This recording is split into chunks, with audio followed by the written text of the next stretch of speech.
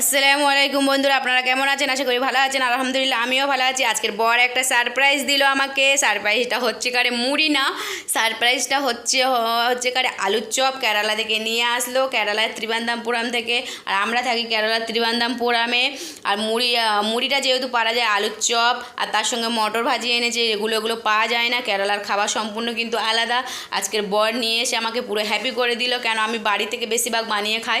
সেই জন্য আমাকে আজকের এনে পুরো সারপ্রাইজ করে দিল। বলছিল এখানে একটা বাঙালির দোকান হয়েছে নতুন, সেখানে সিঙ্গাড়া, আলুর চপ, তারপরে বেগুনি, পেঁয়াজি সব পাওয়া যাবে। আমি শুনে তো খুব হ্যাপি। তারপরে কিন্তু আমি এখানে মুড়ি ঢেলে নিয়েছি। বেগুনিটা এখানে পাওয়া যায়, তবে আলুর চপটা পাওয়া যায় না। এদের খাবার সম্পূর্ণ আলাদা। তারপর কিন্তু আমি মটর ভাজি এতে দিয়ে দিলাম। যেহেতু বাড়ি কেরালায় থাকি আর এদের খাবার সম্পূর্ণটা আলাদা, সেই জন্য বাড়িতে বেশিরভাগ বানিয়ে খাই। বেড়াতে গেলেও কিচ্ছু খাই না, বেশিরভাগটা বাড়ির খাবার খেতে হয়, কারণ এখানে বেড়াতে গেলেও খাবার খেলে পছন্দও হয় না। তারপরে কিন্তু আমি আলু চপটা দিয়ে দিয়েছি, দিয়ে পেঁয়াজ কুচি আর লঙ্কা কুচি দিচ্ছি। দিলে কিন্তু মুড়ির স্বাদটা আরও ভালো লাগবে, আরও অসাধারণ লাগবে।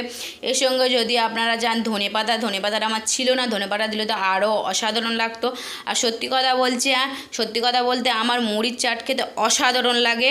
তার সঙ্গে কিন্তু ফুচকা, এখানে থাকি বলে ফুচকা এত মিস করি বল ধারণার বাইরে। কেন এখানে ফুচকা খেতে গেলে ফুচকা তো ভালো হবে না, আর অথচ ফুচকা আমাদের ওখানকার মতন টেস্ট না। সেই জন্য আমি বাইরে গিয়ে ফুচকাও খাই না, বেশিরভাগটা সব জিনিসটা বাড়িতে বানিয়ে খাই। আর আমরা তৎক্ষণ মুড়িটা খেতে থাকি। ভিডিওটা ভালো লাগলে প্লিজ আমাদের চ্যানেলটা সাবস্ক্রাইব করে দেবেন, লাইক করুন। আল্লাহ হাফেজ।